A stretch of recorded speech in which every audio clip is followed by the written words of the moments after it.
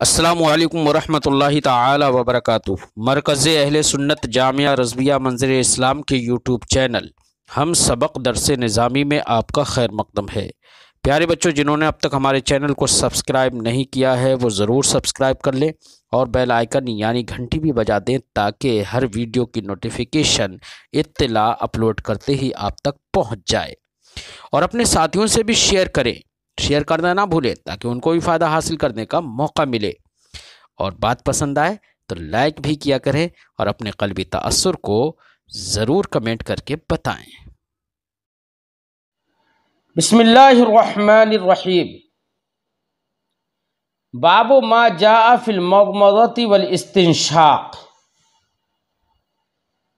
یہ باب ہے ان روایتوں کے بیان میں جو کلی کرنے اور ناک میں پانی داخل کرنے کے بیان میں آئی ہیں۔ مضمضہ یمضمض مضمضۃ، باب فعللا یعنی باب بعثرا سے، المضمضہ یہ مصدر ہے، اس کا معنی ہوتا ہے کلی کرنا، یعنی منہ میں پانی ڈال کر اس کو نکالنا، یہ کلی کرنا ہوتا ہے۔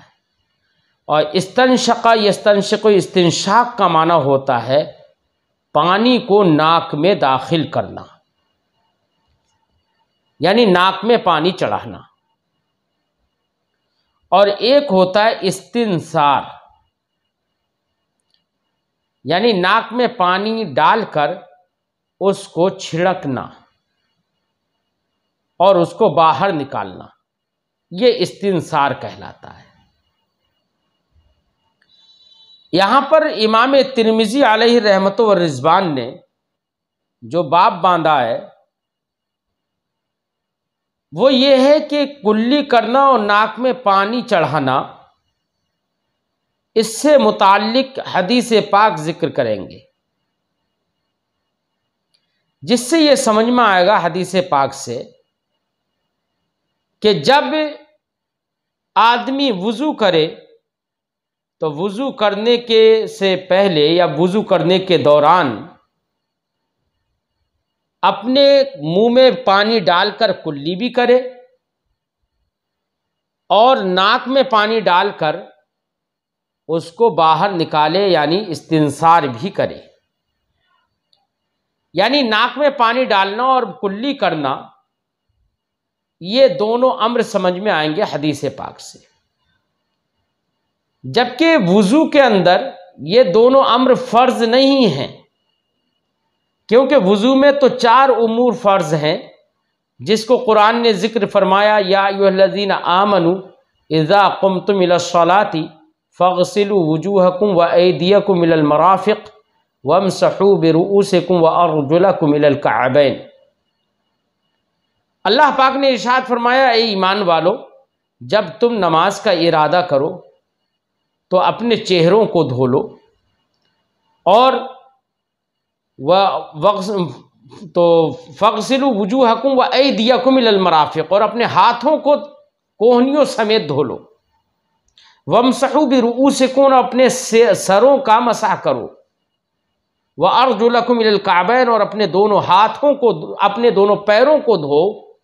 کعبین ٹخنوں تک۔ تو اس آیت کریمہ سے وضو کے 4 فرائض معلوم ہوتے ہیں، اس پر سب کا اتفاق ہے کہ وضو میں 4 فرض ہیں،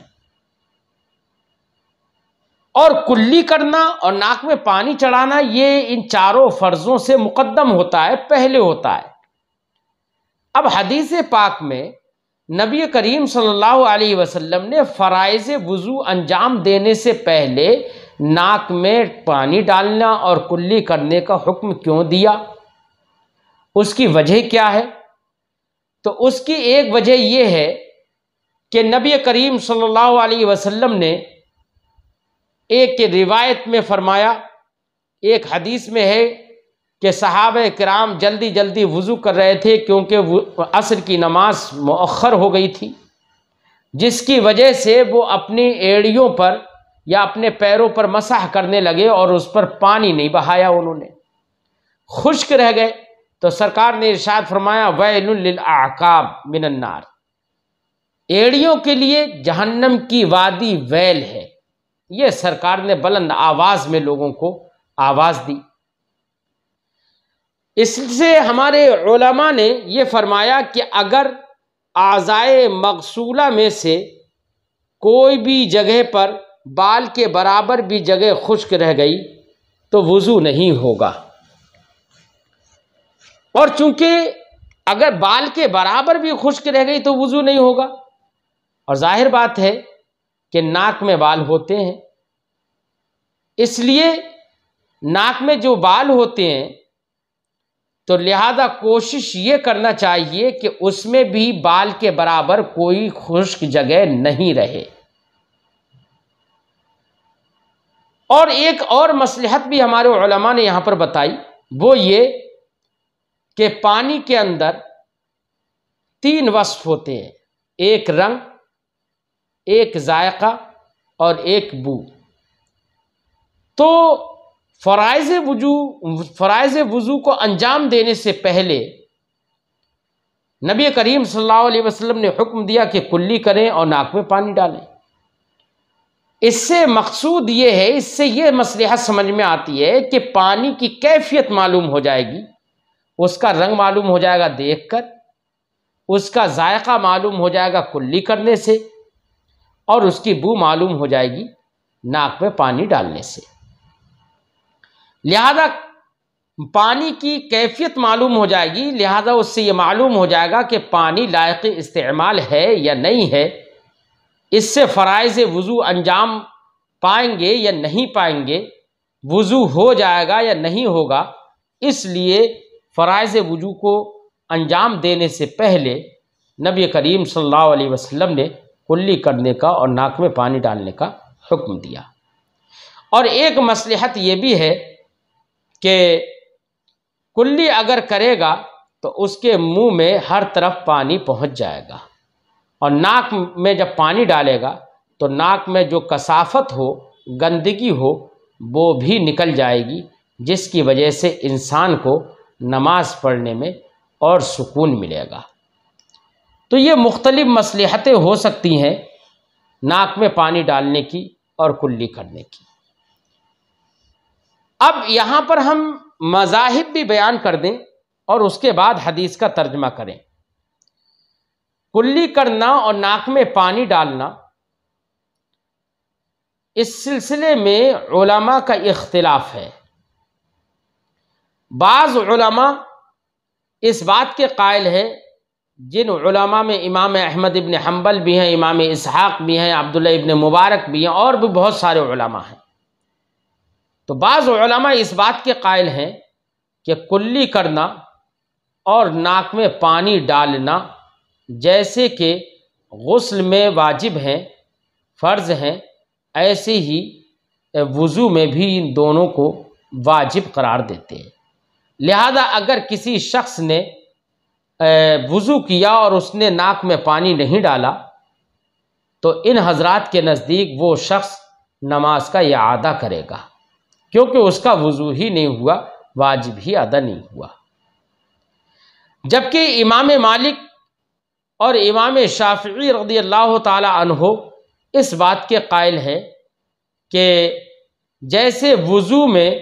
ناک میں پانی ڈالنا اور کلی کرنا یہ سنت ہیں، ایسے ہی غسل میں بھی دونوں سنت ہیں۔ تو یہ حضرات دونوں میں سنت ہونے کے قائل ہیں، جبکہ اس سے پہلے جن علماء کا ہم نے ذکر کیا وہ حضرات دونوں میں وجوب کے قائل ہیں، کہ چاہے غسل ہو چاہے وضو ہو، دونوں میں ناک میں پانی ڈالنے کو واجب قرار دیتے ہیں۔ لیکن احناف یہاں پر یہ قول فرماتے ہیں کہ غسل وہ تو ناپاکی ہے، تو اس کے اندر کلی کرنا اور ناک میں پانی ڈالنا یہ فرائض غسل سے ہے۔ لہذا اگر کسی شخص نے جنابت کا غسل کیا اور اس نے ناک میں پانی نہیں ڈالا یا کلی نہیں کی تو ایسی صورت میں اس شخص کا غسل ہی نہیں ہوگا، اور نماز پڑھ لی تو نماز کا اعادہ کرے گا غسل کرنے کے بعد۔ اور احناف فرماتے کہ وضو کے اندر یہ دونوں امر یعنی کلی کرنا اور ناک میں پانی ڈالنا، یہ دونوں امر وضو کے اندر یہ مسنون ہے، واجب نہیں ہے۔ احناف کی دلیل وہ حدیث پاک ہے جو حضرت عبداللہ ابن عباس رضی اللہ تعالی عنہ سے مروی ہے۔ انہوں نے فرمایا کہ المضمضۃ والاستنشاق واجبان فی الغسل وسنتان فی الوضوء۔ حضرت عبداللہ ابن عباس رضی اللہ تعالی عنہما نے فرمایا کہ کلی کرنا اور ناک میں پانی ڈالنا یہ غسل میں واجب ہے اور وضو میں یہ سنت ہے۔ احناف کی دلیل یہی حدیث پاک ہے، یا اس جیسی وہ اور بھی حدیثیں ہیں جو احناف کی دلیل بنتے ہیں۔ جن لوگوں نے یہ کہا کہ غسل اور وضو دونوں میں ناک میں پانی ڈالنا اور کلی کرنا یہ فرض ہے، واجب ہے، ان کا استدلال ظاہر احادیث سے ہے، کیونکہ نبی کریم صلی اللہ علیہ وسلم نے امر فرمایا اور فرمایا اذا توضأت فاستنثر، جب تم وضو کرو تو استنثار کرو، یعنی ناک سے پانی جو ناک میں داخل کیا ہے، استنشاق کیا ہے، اس کو جھاڑو۔ تو فاستنثر فرمایا تو فاستنثر اس بات کا تقاضا کرتا ہے کہ اس سے پہلے استنشاق ہو، تو گویا کہ یہ ہوگا اذا توضأت فاستنشق ثم استنثر، یعنی جب تم وضو کرو تو ناک میں پانی ڈالو اور پھر اس ناک کے پانی کو باہر نکال دو۔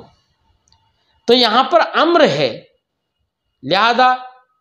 امام احمد اور دیگر ائمہ اس بات کے قائل ہوئے اس امر کی بنا پر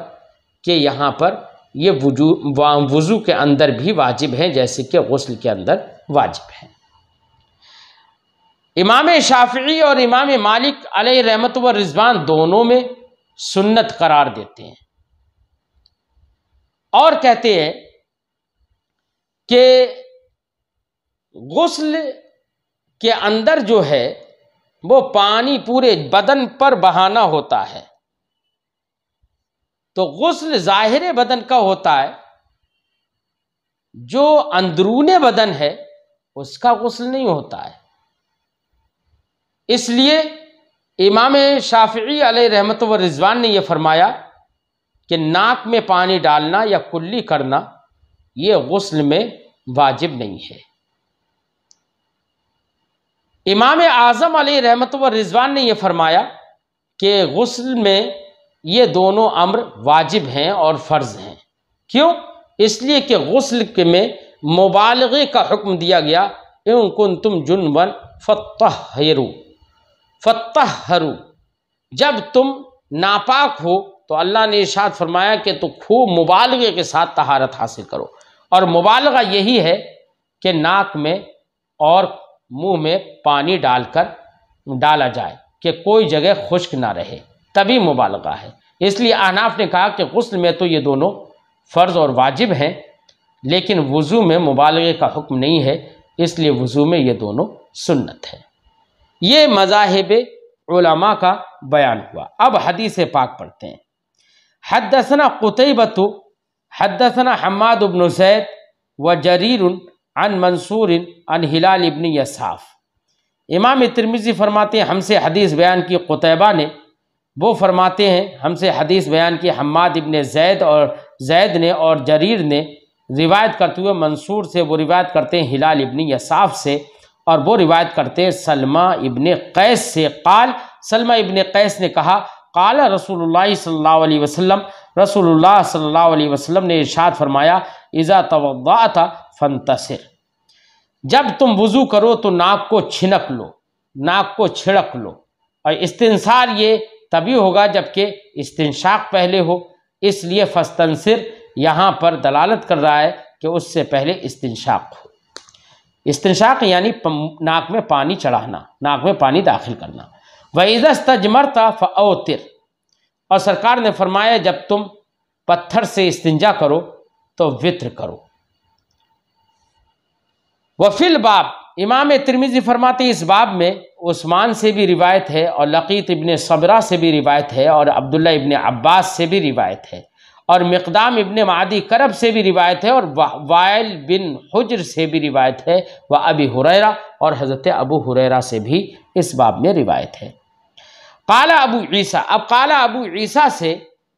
حضرت امام ترمذی فرماتے ہیں کہ جو ہم نے حدیث بیان کی ہے سلمہ ابن قیس کی، یہ حدیث کی جو سند ہے، یہ تمام جو جتنی بھی احادیث جتنی بھی روایات اس باب میں ہیں ان تمام مرویات میں یہ حدیث اپنی سند کے لحاظ سے جو ہم نے یہاں ذکر کر دیے یہ حدیث حسن صحیح ہے۔ فرماتے قال ابو عیسیٰ حدیث سلمۃ ابن قیس،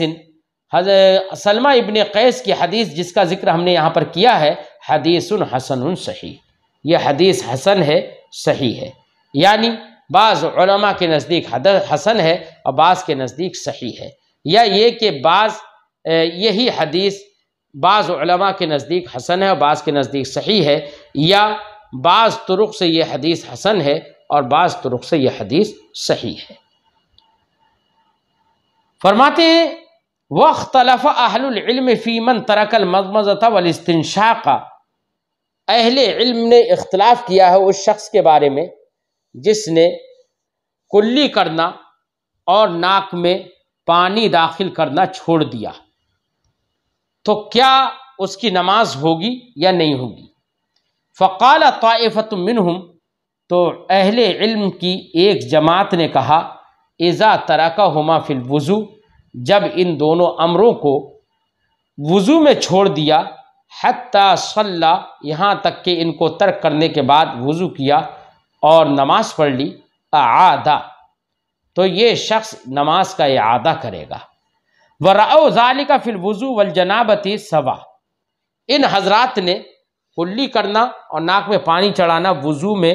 اور غسل جنابت میں برابر قرار دیا، یعنی دونوں میں واجب قرار دیا۔ وَبِهِ يَقُول ابن ابی لیلہ، پھر امام ترمذی فرماتے ہیں کہ یہ جو ہم نے مذہب بیان کیا اس کا قول